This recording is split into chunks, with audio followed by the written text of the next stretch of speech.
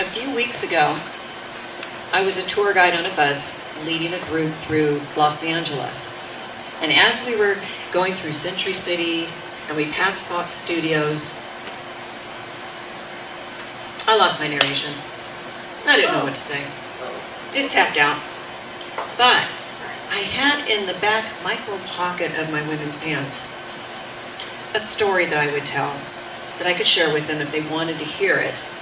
It was a personal story about a love disconnection. So I asked the group on the bus, I was on TV once.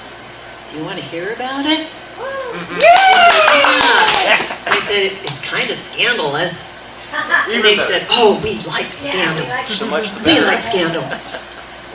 This was back in the 1980s. A friend of mine had said, Baxter's, which is a nightclub, is holding applications, and we can sign up to be on a TV show, a dating TV show, if you will. I thought, well, why not? This is the 1980s. I was going to Cal State Fullerton at the time. I was a PE major, emphasis in exercise physiology, minored in speech communications. I was an aerobics instructor. I was a lifeguard part-time while I was studying. So on the application I put, I am not a dumb blonde, in all caps, because I wanted to draw attention to that application. Now you're wondering, why did she say I am not a dumb blonde when I've got red hair standing here? Well, guess what? I'm a natural blonde.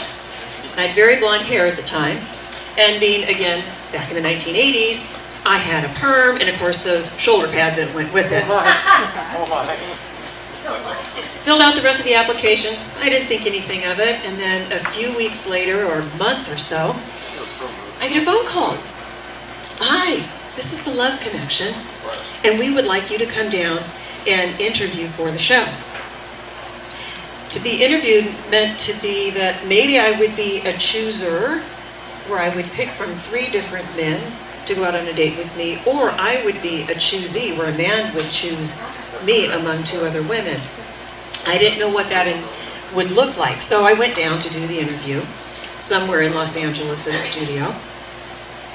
And as I entered the room, sat in the seat, another seat right across from me, the lights go on. They're right on me.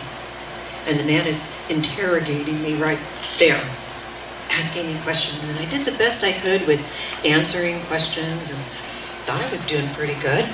And at one point, I guess I crossed my arms, and he said, "You've got your arms crossed. That means that you're defensive, doesn't it? You're guarded." And I don't know what I said. Maybe I uncrossed my arms. But the interview finished after 7 minutes.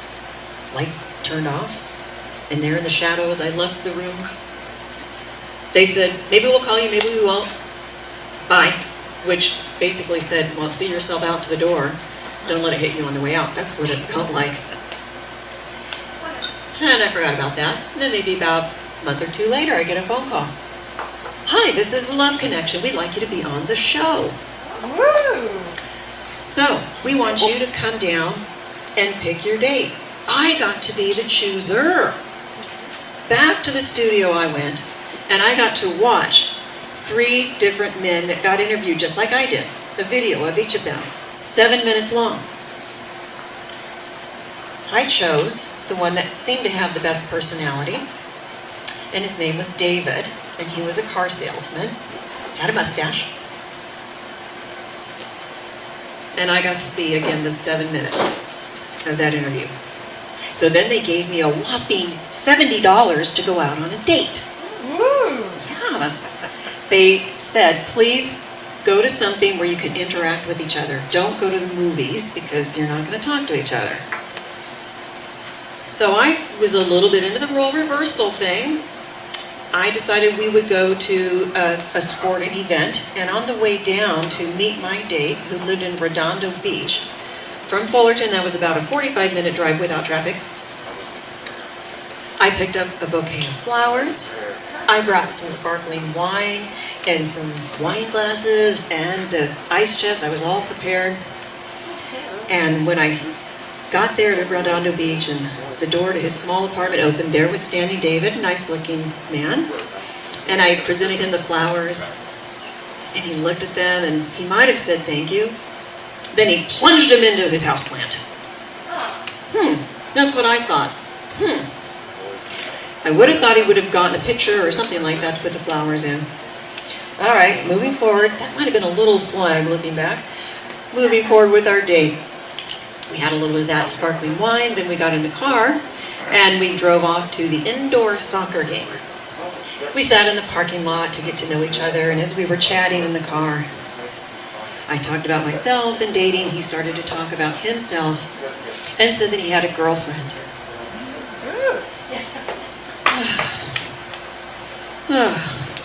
I felt like a balloon. The air just got let out. I said, what are you doing here? Why are you on this date? I said, well, I thought it could be fun, and my girlfriend even wanted to come along on the date and meet you. Yeah, okay. More air went out. But I was going to make the best of it. As a 21-year-old college student, so what do? You start drinking.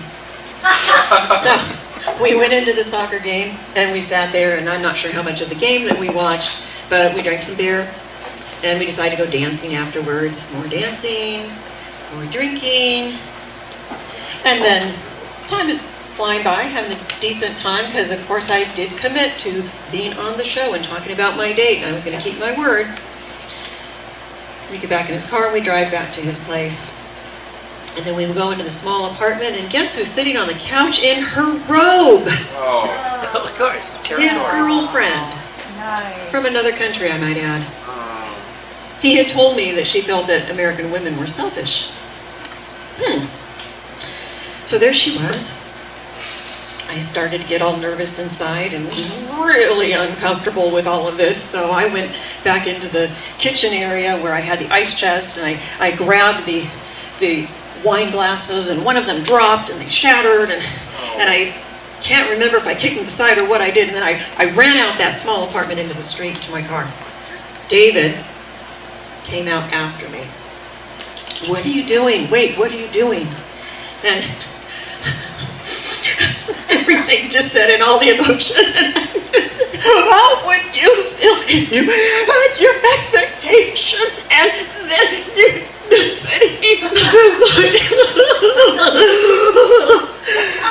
and he said, you can't drive. And I reasoned, but I'll sleep in my car. He convinced me, and I had enough wherewithal to not drive in my car, or I might not be standing here today, perhaps. Back inside the apartment, I slept on the couch while he and his girlfriend slept on the waterbed in their little bedroom. Still feeling deflated, even more. And then by 4 a.m., I felt sober enough to drive home. I still had money in my pocket to buy breakfast with my roommate. There you go. Yeah, I still had to go on that show and talk about that date. So the writers called me to find out how everything went. They didn't tell me to make anything up, but they gave me guidelines of how I could tell the story. Yeah, some coaching, a little bit of coaching there. Chuck Wooler was the host. I was introduced as Becky. I went by Becky at the time. This is Becky. She plays the flute and is a lifeguard. Nothing about being a student. Okay. I also had to be 22 years old, but they had no problem lying about that because I really was 21 to be on the show. I sit down and Chuck gets to know me a little bit. Meanwhile, the audience had had a chance to look at those 3 videos of the men before I came out on stage.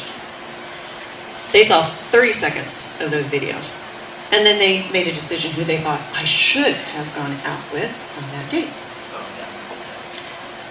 But let's see who Becky chose first, and let's talk about that date. David was also there.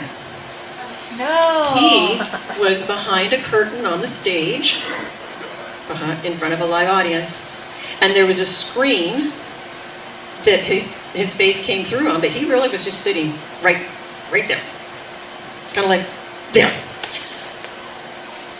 I had my sister and about 6 friends in the audience. They were kind of in the front row. And so I shared my story. I said, I met David. Everything was going nice. We were chatting with each other. By this time, we were in the parking lot before going into the game. And then he said he had a girlfriend. Chuck Woolery was listening to me like this. He went, wait a minute. David, what were you thinking? And by this time, the audience was starting to go, boo, boo, just like that, yeah, boo. And I'm sitting there thinking, whoa, this is kind of interesting, a little bit fun. And then I piped in, I said, and then he said he had a girlfriend. And I didn't know I could do that dirty look until I saw my big face on the TV screen and I watched the show. But evidently I can really do a stink eye. And so in his defense, David was trying to say, well, I wanted to see what she looked like. I thought it would be fun. And then he's got booed a little bit more. And in his defense, he said, but she looked a little strong. Okay, more booing. So they said, well, let's see who Becky chose, or who the audience chose for Becky. Guess what? They chose somebody else. Well, I was still kind of bummed about that whole experience, so I really was going to say no, but the audience was so excited. They were like, yay, yay! And so I said, well, as long as he doesn't have a girlfriend, I'll go out on another date. And the other date was fine. So the show ends.